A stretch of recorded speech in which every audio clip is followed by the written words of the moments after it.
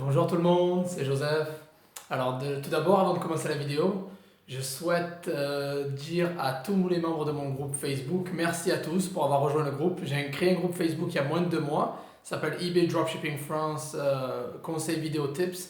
J'ai atteint plus de 1000 membres sur le groupe en moins de 2 mois, je l'avais créé vers la fin octobre, donc c'est vraiment une tuerie. Merci à tous. Rejoignez mon groupe si vous ne l'avez pas fait, je suis tous les jours sur le groupe, je donne du lourd, je donne des gros conseils, je suis réactif, on a une équipe formidable, je ne suis pas seul quand même, on a du monde qui répond derrière.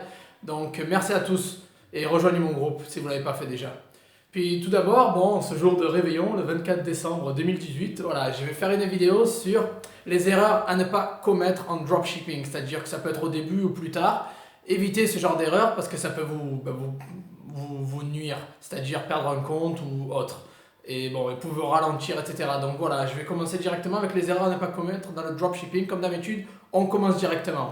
Alors, erreur numéro 1 à ne pas faire, négliger ses clients. C'est-à-dire, voilà, il ne faut jamais négliger un client. Même si vous pensez que c'est un arnaqueur ou quoi, si vous avez un litige, objet non reçu, il faut fournir le numéro de suivi sur PayPal ou sur eBay. Si vous ne pouvez pas sur eBay et que vous perdez un litige, contactez les services clients eBay avec ce numéro de suivi. Si ça a été livré, ils vont fermer le litige en votre faveur. Ça m'est arrivé plusieurs fois et j'ai toujours récupéré mon argent dans tous les cas. Donc si un objet non reçu, numéro de suivi, voilà, et soyez toujours courtois. Vous connaissez l'expression kill them with kindness. Tuez-les avec de la kindness, c'est-à-dire avec de la gentillesse, si je puis dire. Donc c'est important de toujours être courtois, même si quelqu'un manque de respect ou parle mal, ne tombez pas à leur niveau, évitez les conflits, focalisez-vous sur le positif. Donc jamais négliger ses clients. Si vous avez une demande de retour, vous la transférez directement, vous ouvrez un litige vous-même avec votre fournisseur, que ça peut être eBay, sur eBay ou sur Amazon. Mais voilà, le fournisseur doit vous donner un bordereau de livraison pour le retour, ou vous pouvez le payer via MyHermes ou un truc à 3 euros pour retourner l'objet. Voilà, c'est pas grave, même si vous devez le récupérer chez vous au lieu de le faire renvoyer en Chine. Mais voilà, jamais négliger son client, toujours être courtois, répondre. Moi je réponds, je travaille tous les jours, même Noël, jour de l'an, je m'en fous. Mais voilà, répondre sous 24 heures en général. Être toujours présent, courtois et jamais, voilà, toujours aller dans le sens du client, toujours être positif. Ça, c'est la question numéro 1 pour éviter vraiment les négatives et des problèmes. Donc, toujours être courtois avec le client, ne jamais négliger le client. Et la première chose, vous voulez avoir un business qui dure, où les clients reviennent, ça veut dire qu'il faut leur fournir un service client exceptionnel. Donc voilà, ça c'est le premier truc, la première erreur à ne pas faire, ne pas négliger ses clients. Deuxième erreur à ne pas faire, être gourmand. Ça veut dire au début, bon, je vois beaucoup de gens qui me font oh, je fais une marge de 2-3 euros. Bah, vous croyez que j'ai commencé comment? Moi, au début, en 2016, je faisais 1,50 €, 2 euros de marge par objet. J'en vendais peut-être 10, 15 et je me faisais rien du tout, quoi. Mais c'est pas grave. Le but, c'est d'avoir de l'expérience, de commencer à vendre et de monter un compte. Et plus vous vendez, plus votre compte va monter dans les résultats de recherche. Et vous allez avoir de l'expérience et après, vous pouvez augmenter les prix. Commencez pas avec des prix très haut directement, ça va refroidir les clients, ils vont pas vouloir acheter. Donc je vous dis, jouez avec les prix bas, évitez les prix farfelus de Fada et voilà, au début, allez-y mollo. Même si le profit est bas, il vaut mieux bas que rien. Donc voilà, c'est pour avoir de l'expérience et pour comprendre un peu comment les choses marchent.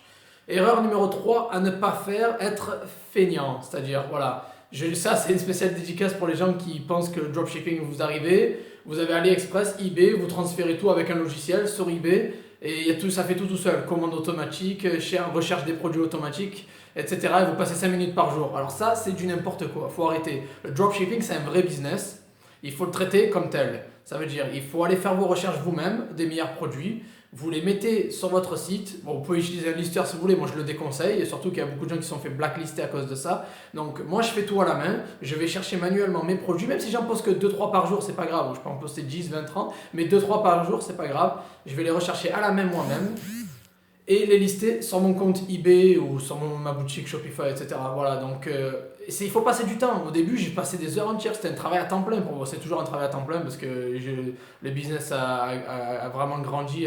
Il y a une croissance assez énorme en 2 ans. Mais voilà, c'est un business à temps plein. Il ne faut pas le prendre comme un truc en vacances. Genre, vous rentrez le soir, vous le faites pendant 10 minutes et vous allez gagner 2 000 € par mois. Ça, c'est pas vrai. Il ne faut pas être feignant, il faut le traiter comme un vrai business. Allez chercher vos produits vous-même, mettez-les sur votre boutique vous-même. Et optimiser, comme je vous ai dit, sponsoriser, c'est du travail, c'est un vrai business, il ne faut pas le prendre à la légère. Voilà. Conseil numéro 4, ne vendez pas de contrefaçon ou de produits véraux. Alors, je me suis fait avoir plusieurs fois, j'ai perdu pas mal de comptes à cause de ça. Je sais qu'il y a beaucoup d'argent à se faire dans les contrefaçons, les véraux, etc. Mais bon, si c'est des contrefaçons ou des véraux, c'est qu'il y a une raison. Voilà. Donc, si vous n'avez pas le droit de vendre quelque chose ou qu'il y a beaucoup d'objets très attractifs à des prix beaucoup plus bas, c'est-à-dire c'est à 150 euros sur Amazon et ça coûte 80 sur eBay, c'est qu'il y a un problème. Ou 40, c'est qu'il y a un problème. Voilà, donc évitez ce genre de truc. eBay ne rigole pas du tout avec ça et PayPal non plus. Ils vont vous donner 2-3 avertissements et après ils vont vous bannir votre compte. Donc évitez les contrefaçons et les véraux. C'est très dangereux, surtout si vous voulez construire un business sur le long terme, viable. Voilà. Conseil numéro, je crois que c'est 5. Travailler sur plusieurs plateformes. Alors je déconseille au début, attention, au début, de travailler sur plusieurs plateformes. Pourquoi? Parce que quand on n'a pas vraiment d'expérience, il vaut mieux se focaliser sur une plateforme, donner tout ce qu'on a dessus, comprendre comment ça marche, les résultats de recherche, l'algorithme, savoir ce qui vend, ce qui ne se vend pas et gérer un peu tout. Le début, ça peut être un peu beaucoup pour certaines personnes, mais pour moi d'ailleurs aussi ça m'est arrivé. Le début, ça peut être un peu, on dit overwhelming en anglais, bon bref, ça peut être on peut être très vite dépassé par les événements. Donc c'est super important d'y aller mollo et de se focaliser que sur eBay. Après, si vous faites des ventes et vous êtes bien, vous pouvez aller sur Amazon, vous pouvez ouvrir votre propre site, pas de problème. D'ailleurs, c'est très conseillé de diversifier vos revenus. Mais pour le début, voilà, je vous conseille, travailler sur une seule plateforme, parfaire vos techniques sur cette plateforme et après vous pouvez commencer à aller ailleurs quand vous avez plus d'expérience et que vous commencez à connaître le business, quoi. Conseil numéro 6, ne pas aller trop vite au début. Alors il y a beaucoup de gens qui me disent oh, je peux lister 40-50 produits en une journée. Non, au début, il faut y aller doucement. Surtout eBay maintenant, ils sont de plus en plus stricts, ils font des vérifications de plus en plus strictes, donc il faut y aller doucement. Il faut vraiment faire attention. Vous mettez la première semaine, comme je dis, un objet, puis après vous passez à 2 par jour, un objet par jour pendant la première semaine, puis 2 par jour, puis 3, il faut y aller tranquille au début. Et après, quand vous voyez que tout va bien, vous pouvez poster de plus en plus. Mais lister beaucoup d'un coup, c'est le meilleur moyen pour vous faire flaguer votre compte. eBay va vous suspendre, vous demander pièces d'identité, preuve d'adresse et des factures. Donc, vaut mieux éviter ça. Voilà. Donc, ne pas aller trop vite. Et vous pouvez lister des objets du dropshipping au début. Par contre, il faut avoir des factures derrière ou il faut vous débrouiller pour avoir une facture. Donc, on pourra en parler dans une autre vidéo. Ça, il y a des solutions.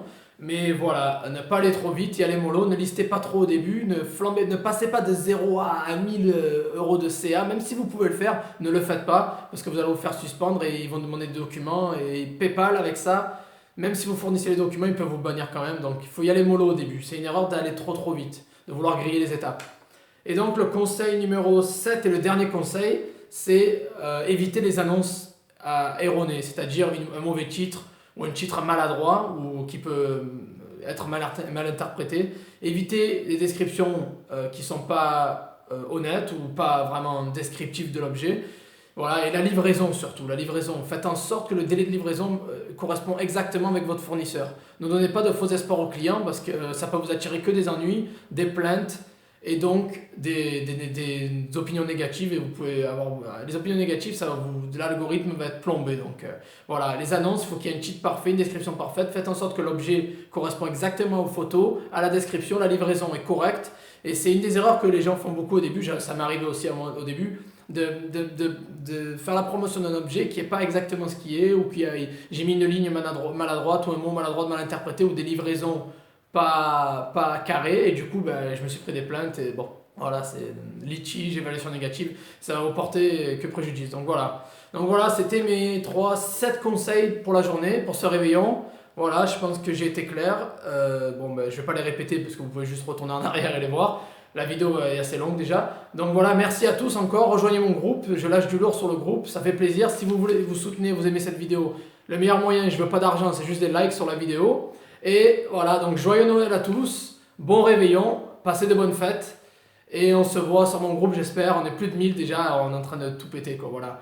Et ça va continuer 2019. Ça va être de plus en plus lourd. Allez, merci à tous. Bon réveillon. Bonne fête. Joyeux Noël et à bientôt.